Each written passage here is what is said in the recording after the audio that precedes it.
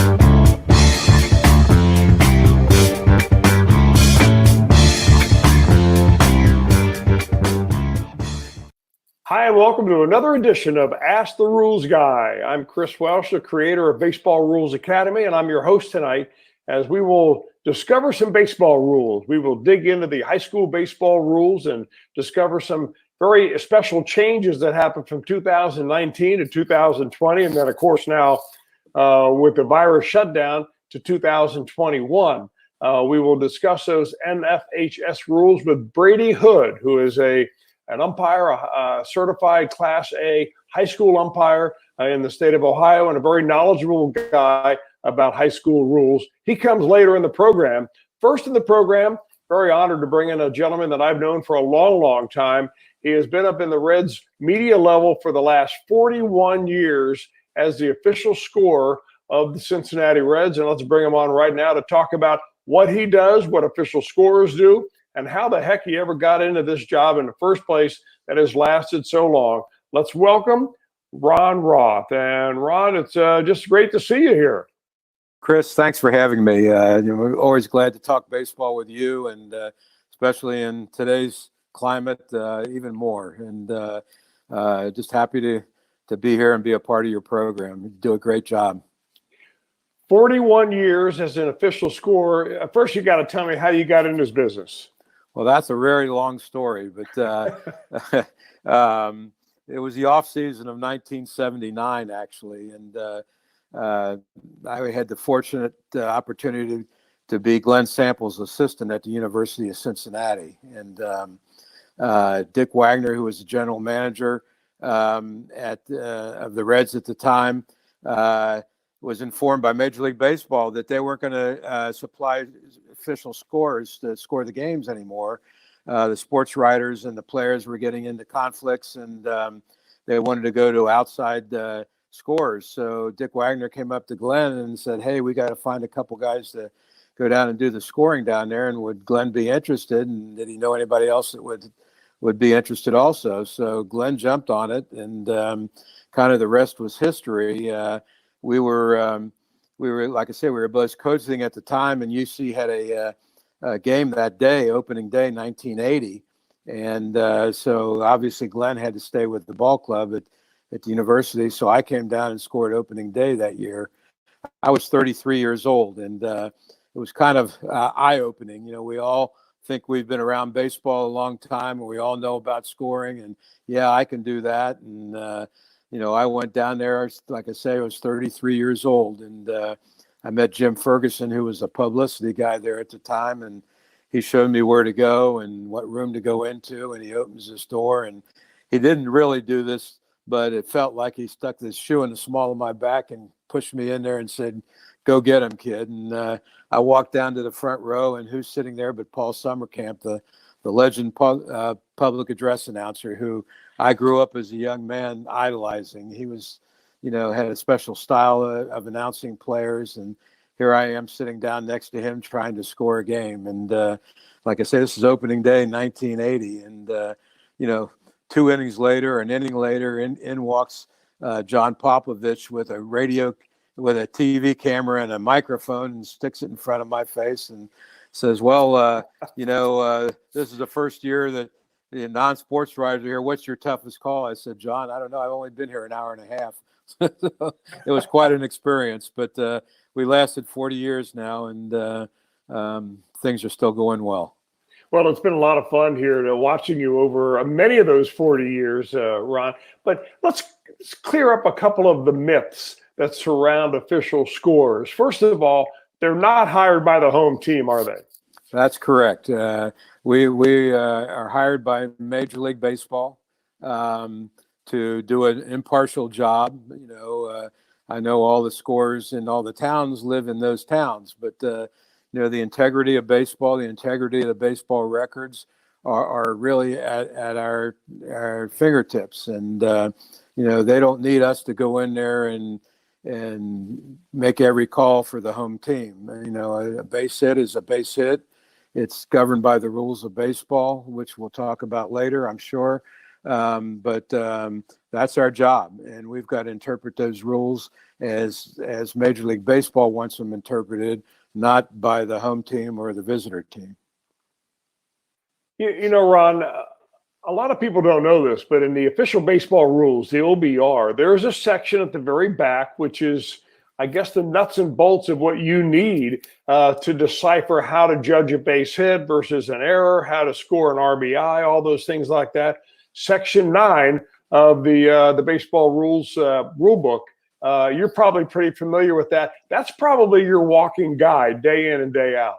That's our Bible, and you know, that's the gospel. That's what we have to go by, and we can't vary from it. And you know, sometimes you know, people think the rules should be this way, and they're not. I mean, those are the rules we go by, and you'd be surprised how many knowledgeable people, myself included, not that I'm knowledgeable, but when we started, we didn't know the rules, or we think we know the rules, and they're not really, you know, the actual rules. And everything that's in there in every section is what we go by. That's gospel.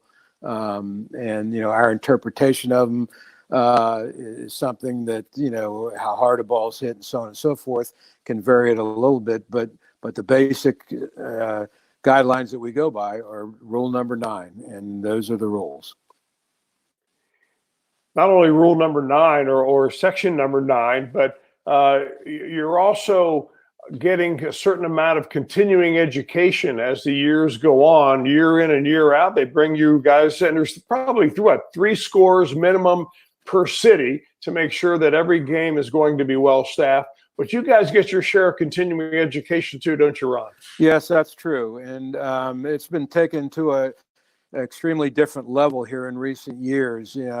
Like I said, when Glenn and I started some 40 years ago, it's actually Cincinnati, I believe Houston, Pittsburgh, and maybe Atlanta. I don't know. There was just a handful of cities that started with the non-sports writers. And almost the following year in '81, we were pretty well staffed up with non-sports writers. And, for those 29 years that I scored with Glenn, we were basically on an island and never had much contact. And when Glenn passed away, our bosses at the time were Phyllis Marriage and Katie Feeney.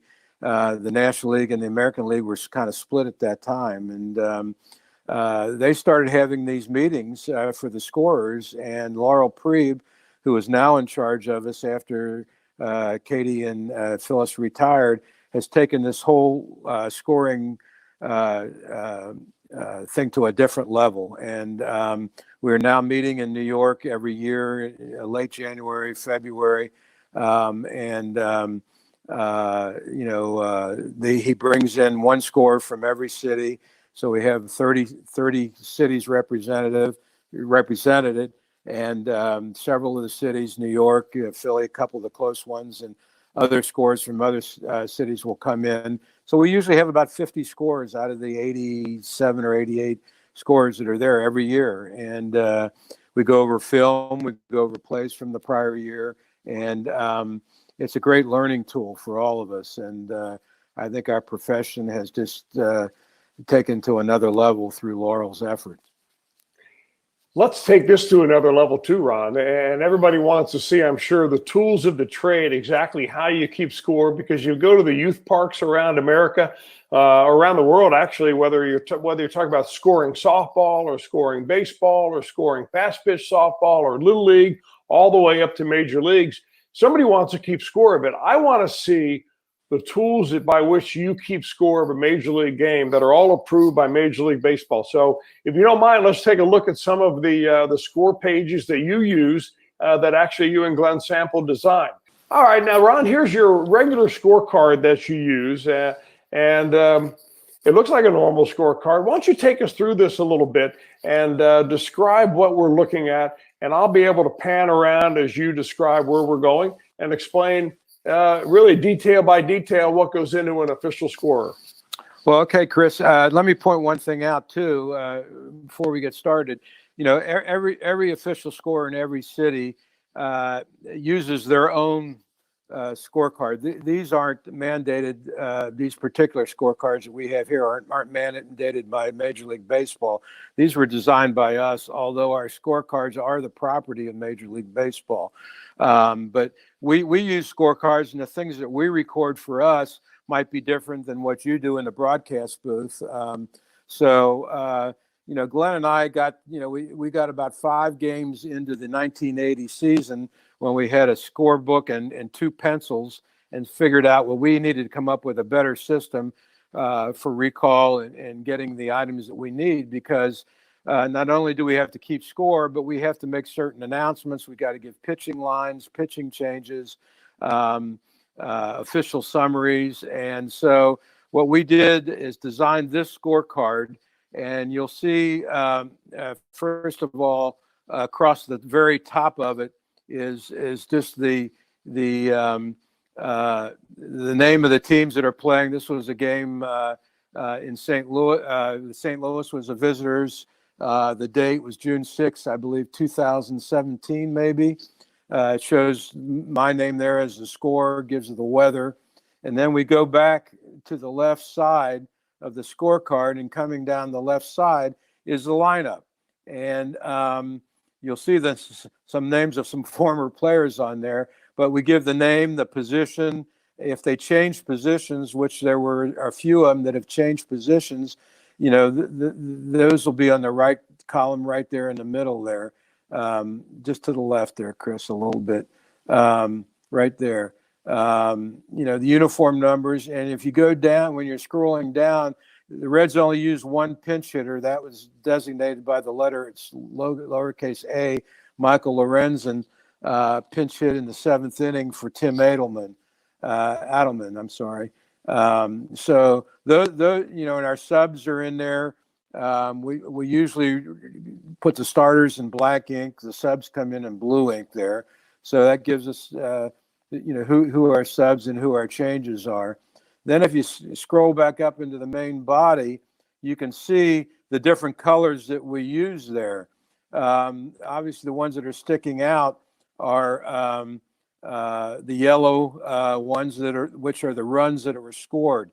This particular scorecard happens to be the game that Scooter Gennett went 5 for 5 with 4 home runs. So you can see his 4 home runs there, plus his base hit to begin the game.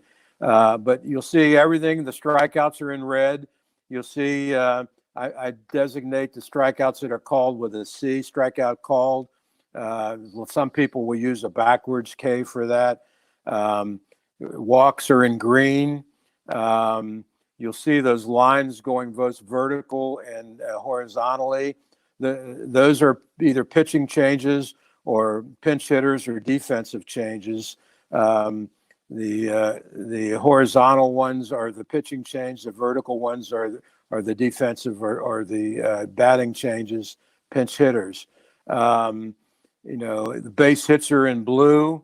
Anything that's in pencil or just regular putouts, we don't need to know. You'll see that 8 there in the 2nd inning there. We don't need to know whether that's a fly out or a line out. It's just an 8 is a fly out actually, or a line out. Could be either one, but we use those for putouts and assists. Down at the bottom, you see those squares down there. Those are the inning tallies. The individual innings are going across the top, and it's cumulative going down the bottom. That's runs, hits, errors, left on base, and earned runs. And so we tally those up going across. And then you're looking right there at the bottom. Those are our pitching summaries. Those are the pitchers, the visitors' pitchers, the innings pitched, the runs allowed, the earned runs, the batters, the total batters they faced, runs, earned runs, walks, hits, errors, and who started the game. Then we tally those up.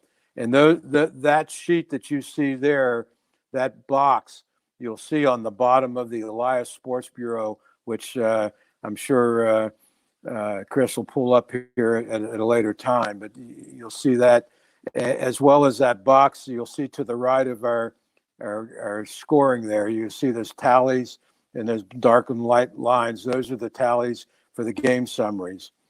And on the far right there, Chris, if you can pan over there, those are the pitching lines. Those are the ones that we announce to the media when a pitcher is removed. You can see all the different categories. What we will do is we'll come on the public address announcer to all the media when that's Wainwright's pitching line. When he's removed and a new pitcher comes in and his line is complete, we'll announce that they pitched so many innings and go right down there.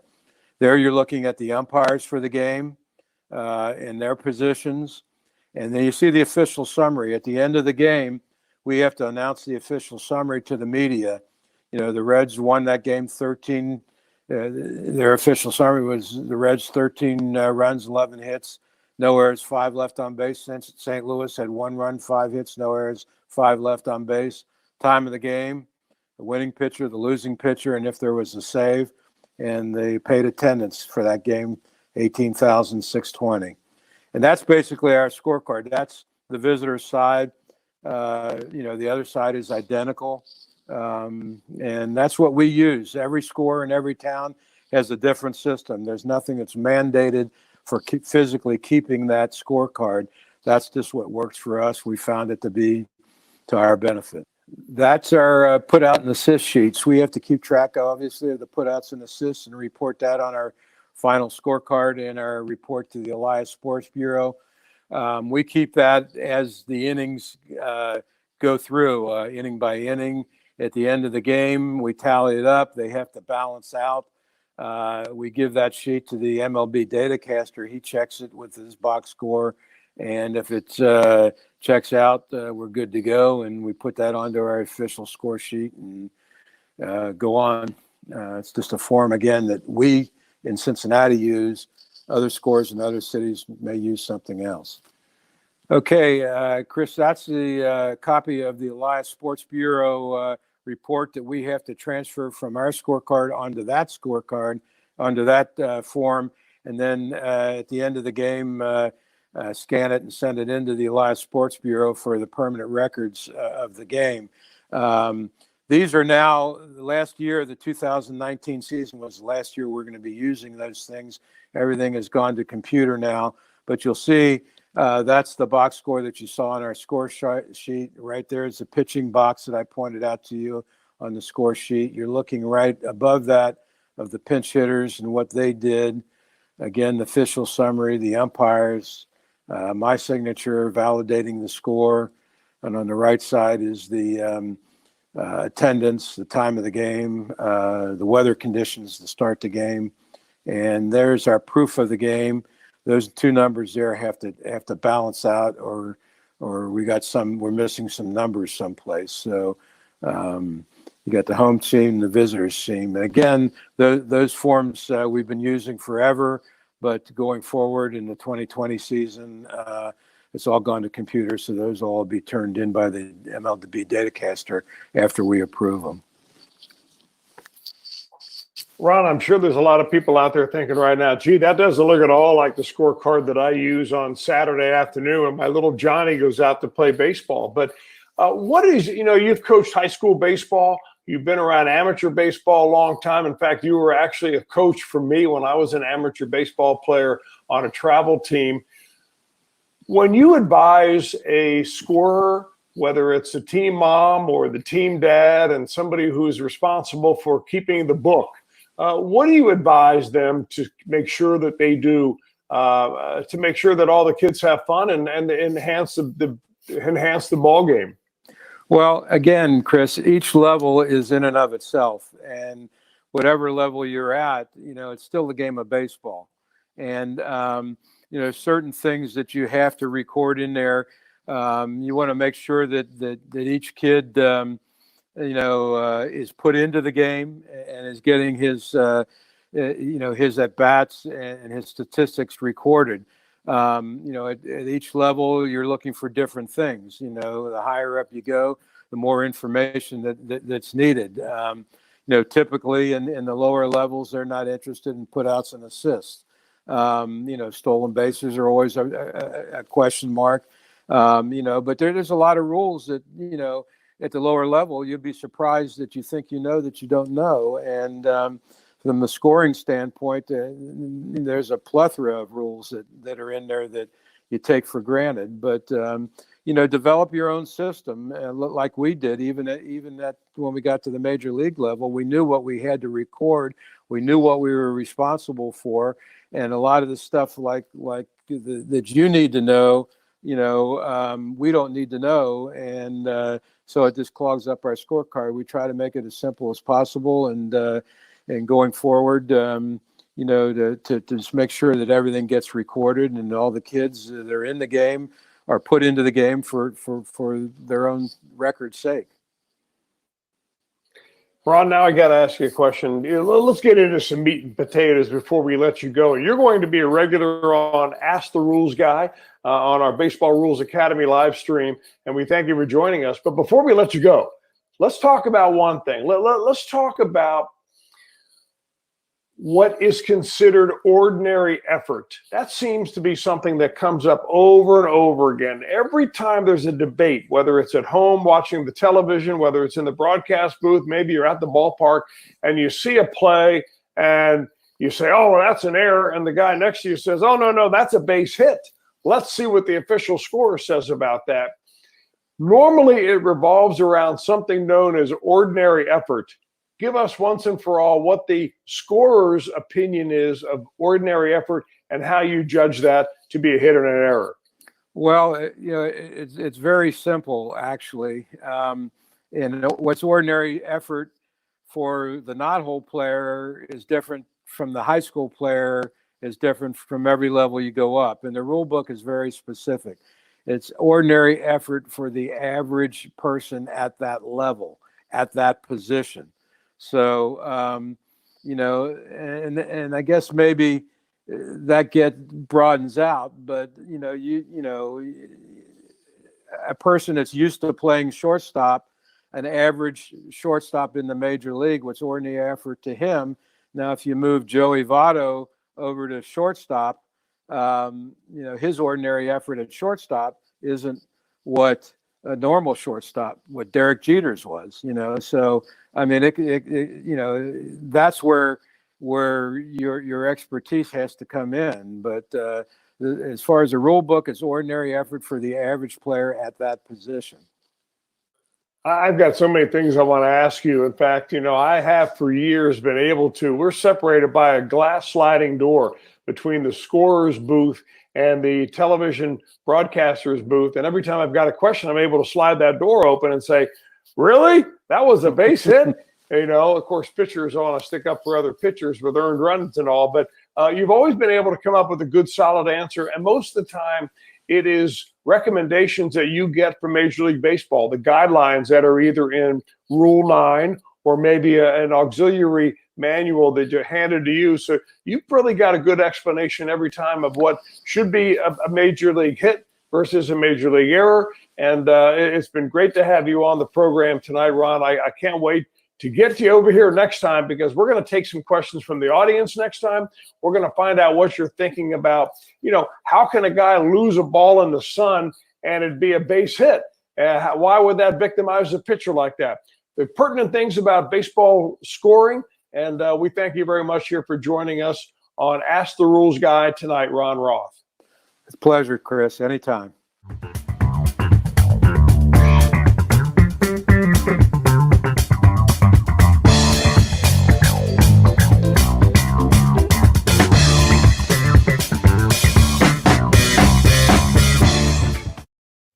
Welcome back to Ask the Rules Guy. It's the show that comes on every week, and we've examined all the baseball rules. We had a great time talking with Ron Roth, the official scorer of Major League Baseball for the Cincinnati Reds. He's been doing it 41 years. Imagine that. Now we go to a young guy who's making his way through the high school and college ranks, amateur baseball all summer long when it's being played. A Class 1 certified umpire in the state of Ohio, Brady Hood, who is also a contributor to Baseball Rules Academy. We welcome in Brady right now. And Brady, thank you for joining us. It's great to see you here. Even without baseball, we're going to be talking a little baseball rules. Yeah, it's good. It's a bad situation, but I think this is making the best of it, and people still want to talk baseball and be around baseball. And the Ohio guys, our season just got officially canceled 2 days ago, so we miss it, and we never got to experience it this year. So I'm already thinking about next year. Well, I think there are a lot of people right with you right now, hoping that maybe by the end of the summer, some of the young guys, the amateur players, guys and girls, will be able to get back out on the diamond and play a little bit of baseball. The thing that impressed me about you right from the very first time we ever had a conversation was your passion for getting the rules correct. I can tell in our conversations with you as an umpire, you never go out on a limb when you don't think you know the answer. You're honest about it. But you try to make the right rule according to the interpretation that you know, and that's a good guideline for amateur umpires to live by. Yeah, if I don't know, I will ask somebody who knows, and there are way more people who know more than me than don't know more than me. So if I don't know something, I'm not afraid to ask somebody. I'm also not afraid to look it up. There's a lot of guys who they won't even touch the rule book. Once they get it in class and they never look at it again. And that's a mistake. It's fun to go to those rules meetings, the 4 or 5 you got to attend before the season starts for your association. But, there's lots of rules to cover, and they don't cover nearly as much as they should. That's really one of the reasons why I started Baseball Rules Academy, because you can put it in your pocket. It comes by way of your telephone. If you have a question before you go to a ball game, you sit in your car, you sit out in the back in the trunk there where you're changing into your cleats, and you maybe look up a couple of questions you weren't so sure about. I can guarantee you one thing. the parents in the stands will be checking your rules interpretations when they log on to Baseball Rules Academy. All right, so let's get it going on what we're going to do tonight. We're going to decipher a few high school rules, the NFHS definition of these rules, and let's start with the one rule that was changed, one of the rules that was changed, points of emphasis between 2019 and 2020. Of course, 20's been banged, but figuring going into 2021, the DH rule has been changed. Tell us about how it's been changed and what coaches and umpires should be looking for. Yes, so for the umpire, there's really not too much of a difference as far as how you're going to manage the game, but it gives coaches the opportunity to keep their best players in the game. And so what they've essentially created is the original DH, which everybody knows and some love if you're an American League fan. But now they have what's called a player DH. And so essentially you can keep your guy who is your best defensive player, say the pitcher, and you can keep his bat in the lineup. So you can designate him as his own designated hitter. So when you hit that pitch limit, he's able to be brought out of the game and his bat can stay in the game. Now, it's just like the DH, and then when there's a substitution, when he comes out, that kills the DH. So if you have that player designated hitter, and he's substituted for, he has to go back in on defense. So there's a re-entry rule in high school baseball. So if he comes out of the game and he's still his own DH, and then he is substituted for offensively, in order to go back in the batting lineup, so even like a pitch runner situation, that would be a good example of where this would come up. Pitcher, maybe great bat, maybe not so fast running, and it's a tight ball game. You might want to pinch run for him. Well, now he's got to come back in that same spot in the lineup, and it kills the DH. Well, you wrote an article, or you helped write an article for us on this particular case on our website, baseballrulesacademy.com. It talks about all the points of emphasis for 2020, and that changes to the DH rule was a very important one right there, one that I did not know about until you wrote it for us. I thank you very much for that, and it sounds like you've got a pretty good handle on how the DH rule should work for high school baseball going forward. Now, let's talk about let's get some action plays going on. You want to do some of that? I've always thought that the slide rule and all the rules that surround the slide rule are always greatly misunderstood. Some of them are myths. Some of the parents and players that come to the ballpark are sure that they know all about the slide rules, but every rule. Yeah, and well, that's true about that. But I found out that maybe that's not the case. So let's take a look first at a play that I find is kind of interesting. We'll share this play so we can get it up on the screen here. And the question is, does a runner have to slide at all? Say there's a runner at first base, and that runner is coming into second base on a ground ball. The question is, does he have to slide? Let's see what this runner does right. Obviously, he's coming into second base right here. Made for TV, yes, but there's no slide attempt right there. The question is, as an umpire, how do you judge his call? Should he have gotten down to make a slide in order to get out of the way? So there's no requirement to slide in high school baseball. So he has a right to the bag, and he can get there how he can get there. If he wants to slide, he can head first, feet first. But he's got 3 feet on either side. And, just observing this play from the camera angle, it looks like he tagged him out. But if you're if you're in the 2-man system, there's no way that's the position you're going to be in. Otherwise, you're in really bad mechanics.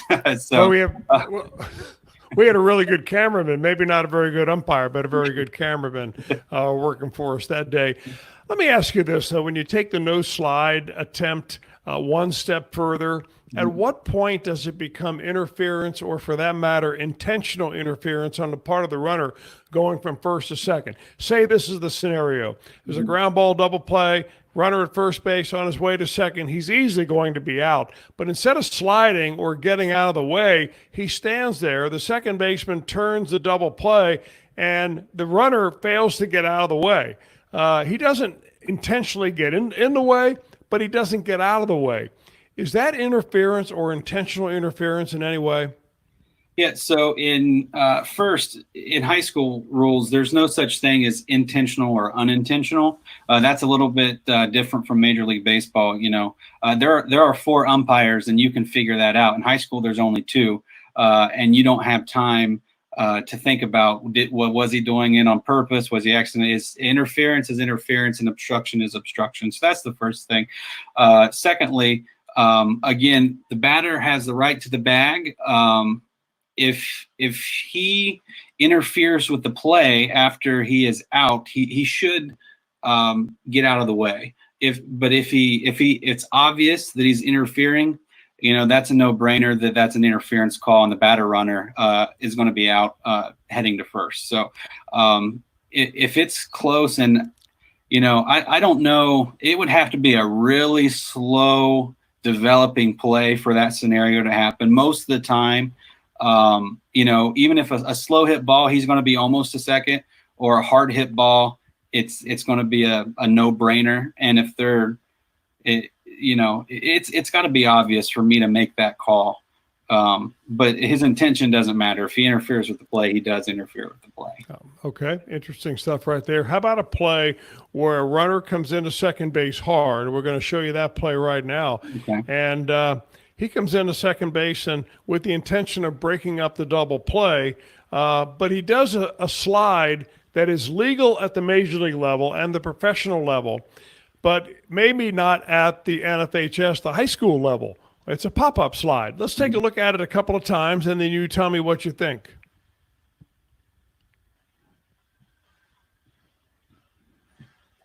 All right. What do you think about that pop-up slide? Yeah. So pop-up slides are not illegal. So pop-up slides are a legal slide. But the issue comes into play with the force-out slide rule. Okay. And so that's going to be in Section 8, Rule 4. Articles 1 and 2 should cover that. But what you're looking at is, does the runner interfere with the fielder's ability to make a play? What does interference mean? Okay, so he does not have to make physical contact in order for interference to be called in that situation. If he alters the play of the fielder in any way, it is interference. The throw of the fielder does not matter. So if it's an immediate dead ball, because interference is an immediate dead ball. So we don't have to wait to see, okay, did he make the throw? He did, it's out. Okay, we ignore it. There's nothing like that. It's an immediate dead ball. You call it when you see it, and it's a judgment call. So if I'm a coach, pop-up slides are good slides. They're, for the most part, they're pretty safe, unless you're going into a guy and then you're doing it on purpose. But again, intent doesn't matter in high school rules. And if you're way late getting there and pop up, you obviously had no bearing on the play. So that's the other scenario. But I would just teach my guys, slide to the bag on that situation, or don't slide at all. You're not required to slide. And I can tell you, you're a lot bigger of you're a lot bigger of a obstacle if you just stay running to the back, because you're allowed to do that. Interesting stuff right there. Good coaching point, too, at the very end of that, about whether you're going to slide, pop up, and maybe be called out for interference, or maybe just going in standing up when you know you're going to be out. Mm-hmm. All right, we've got one more to show you, and I think it's kind of an interesting one. And I'm sure that from a umpire's perspective, it's sometimes difficult to figure out whether this is intentional or not. But in this particular example, we're going to see a runner coming into second base. He's going to slide with his feet high. And you take a look at this play. Mm-hmm. We'll take a look at it a couple of times and see how he ends up with his feet up in the air right there. Mm-hmm. I don't know if that's really something that you ever want to see at any level of baseball. How do you rule this play, Brady? Yeah, so that's obvious interference, and if I'm that umpire, I'm looking at that as it's an illegal slide for sure, and it's 100%, in my opinion, that's malicious. And my little cue for if it's malicious or not, his leg stays up. It's one thing if your leg kicks around and goes to the ground, everybody's rolled over on the ground and your leg follows you. But he's using his muscles to keep his leg up, and that's malicious. And again, intent doesn't necessarily matter with malicious contact, but that's an obvious one. And if you're too scared as an umpire to make that call, you don't need to be out on the base. You need to be making that call. Coaches don't coach that way. You will not find a coach who tells their players to slide like that.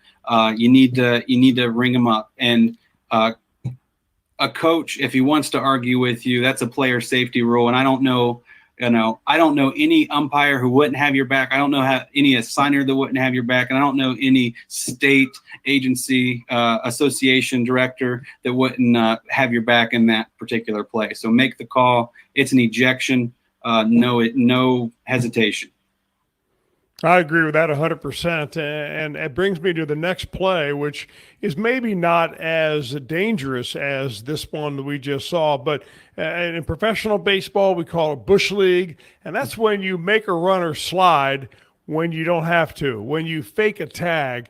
It's not illegal at the major league level, but it will get you drilled probably the next time you come up. However, at the high school level, I guess there's a rule against that. So let's take a look at this particular fake tag, and you tell me, Brady, how you rule it when you're an umpire, and how you go ahead and take care of everything here. We'll cue this baby up.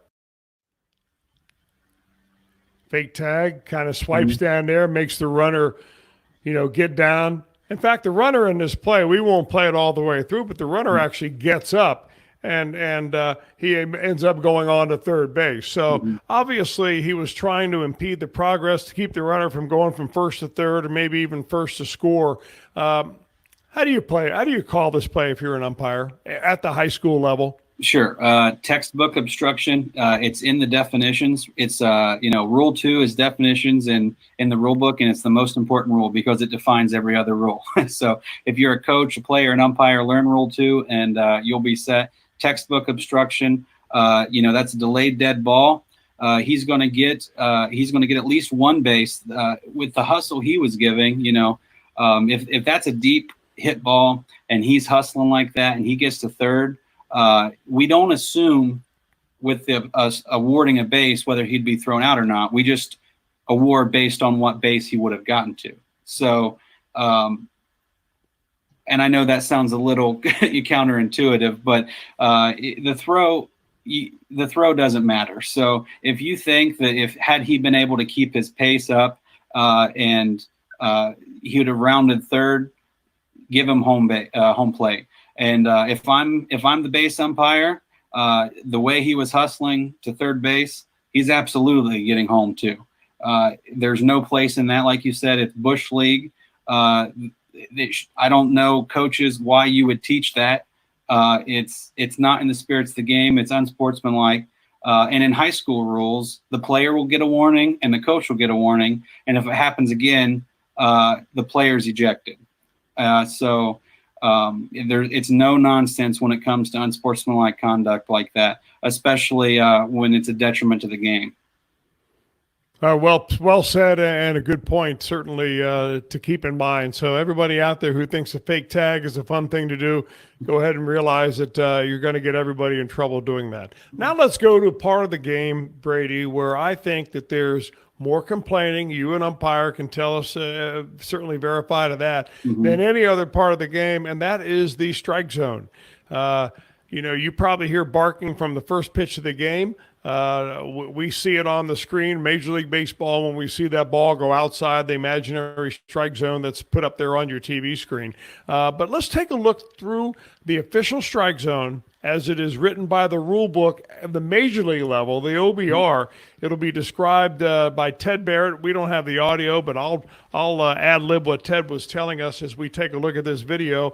And then you tell me a little bit later on how this strike zone is a little bit different than it is when you take a look at a strike zone at the high school level.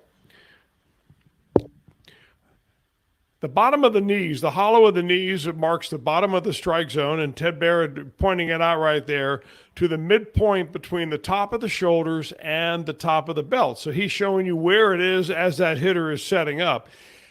The major league rules say, all right, when you actually judge the top of the strike zone, it's when the hitter is in his process of swinging. So when the hitter starts to swing right there, that's when he's going to say, all right, the top of the strike zone is that midpoint between the top of the shoulders and the top of the belt when that runner is actually starting his swing. So Ted Barrett is going to show you right there is where the top of the strike zone is. Brady Hood, how does that differ from what the definition of the strike zone is at the NFHS level? Sure. It's pretty much the same with the exception of when we establish the strike zone. So that's the biggest difference. In the major league, like you just explained, the strike zone is established when the hitter starts to swing. In high school rules, the strike zone is established when by the hitter's normal stance. So what I mean by that is his normal, just like the kid in that video, a normal batting stance. If you have a squatted, you're sitting on your knees trying to hit low pitches and get every strike or ball that you can, you're not going to get that call. It's not established at that point, and I actually had a situation last summer. It was a little funny. It was summer ball, but it was using high school rules. This kid, he was bending over. I mean, his back it looked parallel to the ground. It was the weirdest batting stance I've seen, just watching baseball and then umpiring, and it makes my back hurt. I don't know how he was swinging at pitches. He was bent over, and the first pitch in was at his shoulders because he was bent over, and I rang him up for a strike, and he looked at me and the coach was, oh, is that the kind of day we're going to have? Because of course it was one of the first few batters of the game. So I was getting it honest right from the get-go, and just in between innings, I talked to the coach. Luckily for me, he grounded out the next pitch. But I told the coach, it's from his natural stance, and when you get an exaggerated stance, I don't understand. I'm not a coach, so I don't understand why a coach would teach that stance. I don't think it's just being a fan of the game. I don't know too many batters that have such exaggerated stance. I don't know if there's a benefit to it. I suppose the coach told me, I've told him not to stand like that, but he hits the ball. So what can I do? And I can appreciate that. It's from your natural stance, not the exaggerated, sit on your ankles. Well, Brady Hood, I don't know what kind of a day you had overall that day when that batter went up there. We're all squatted down at home plate, and you called a strike on him first.